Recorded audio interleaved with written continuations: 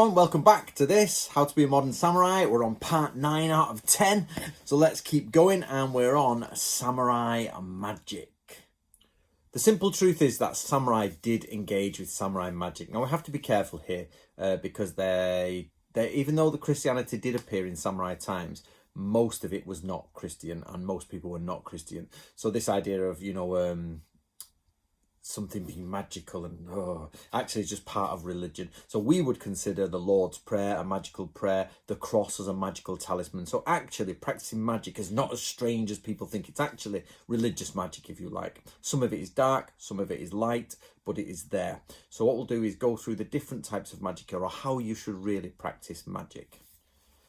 Now, what you should do is create your own spell book. Of course, start with just notepad, just scrap paper and get your spells correct. Go through the different types of things you want to do. Now, you might now be saying, well, which spells do I use? Actually, you can use spells from anywhere in the world, whatever you fancy. You don't necessarily have to have Japanese spells because you're not Japanese, you're not living in Japan, you don't have that language. So mostly you can use any spell you like. You could, if you're a heavy Christian, a Catholic, you could use Catholic mass, Catholic type spells. If you're for a Wicca, you can use Wiccan spells. It doesn't matter, but you should at first create a spell book. So remember, write things down rough and then create a nice scroll later.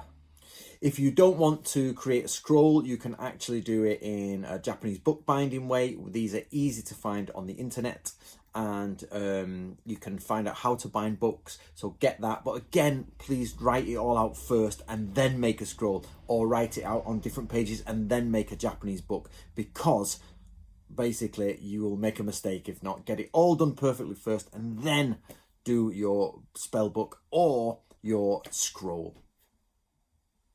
Now, magical teachings should be respected.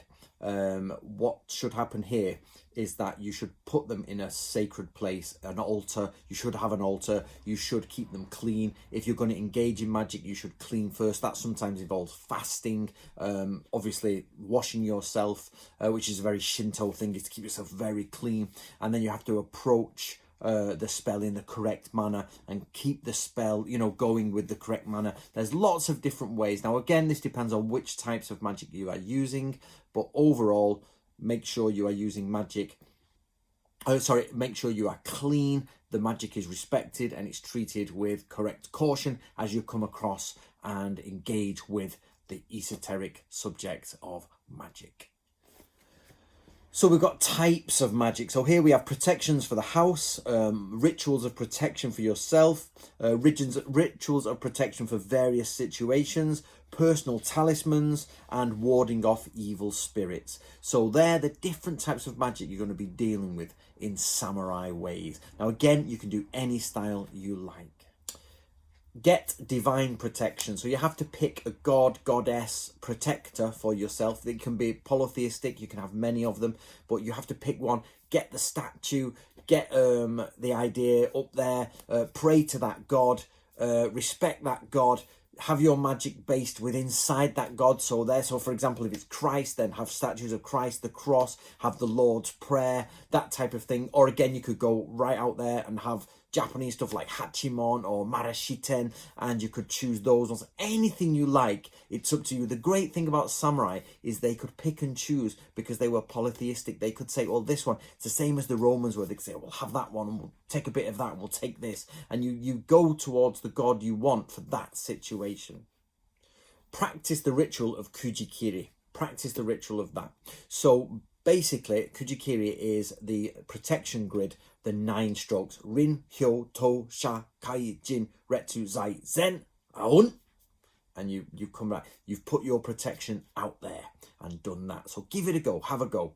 You come up, you focus. Rin, Hyo, To, Sha, Kai, Jin, Retsu, Zai, Zen, Aun. And that's it. Your grid is out there. It's an ancient Chinese spell, which basically means sort of like my warriors, ghostly warriors, come behind me and protect, and like sort of come forward and protect me from this direction.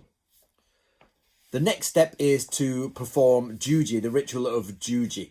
Now, this is the 10th sign, so it involves the Kuji grid and then Juji. And here we're going to be working from page 161, and we're going to be working with this kanji here. And the idea is you create your grid and place the ideogram on top of the grid. So here we're going to use heaven, which is, it gives you the example here. This ideogram is used if you're going into a meeting with senior people.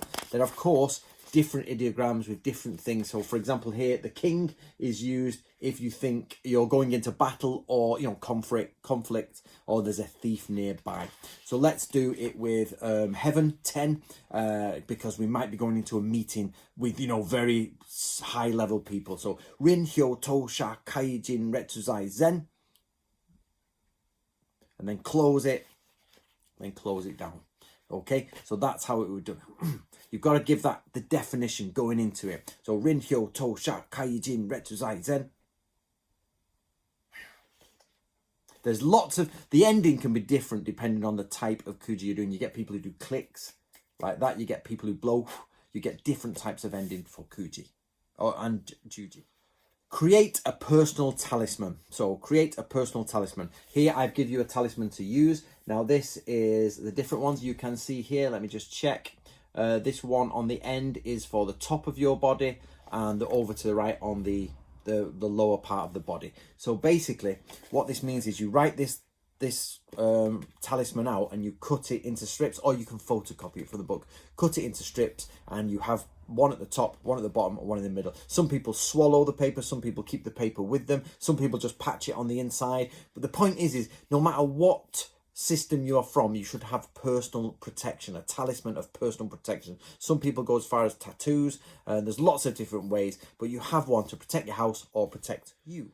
There's also the idea of protecting yourself from evil spirits. Now, this idea is like how to banish evil spirits. We have the spell here, so you can just go through it. I'll give you the spell. It's on page 166, and it's there, and we use the different types of washing away from things. But on the whole, you have to keep a pure body, pure mind, clear mind, and see things as they are in reality. Now, in ancient Japan, they believed creatures walked around them, people were in disguise, foxes could mutate. So this idea that there were spirits everywhere. So you make sure you protect your house, protect yourself, and that you can observe and see which are spirits. There are multiple ways to do this. I only picked one for the book, but I'm not giving you that example because basically you should go through your own, you know, what you enjoy. Say for example, Wicca or Egyptian magic, or you should find something within your own field of study. Remember, you could have studied anything in samurai times. You didn't have to only study Japanese. In fact, most of it is Chinese. So the Japanese were actually studying foreign things at that time as well.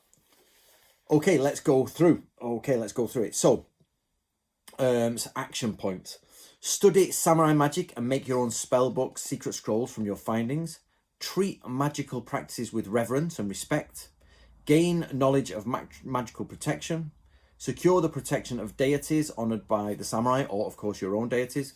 Perform the ritual of Kuji kiri, the grid. Perform the ritual of Juji, putting the 10th sign on it. Create a personal talisman for yourself, and learn how to banish evil spirits. That is step 9 of how to be a samurai. And remember, the samurai were medieval people. They genuinely believed in the supernatural. So if you want to follow the way of the samurai, the supernatural is a massive part of it. Okay, guys, the final part next. Let me know what you think.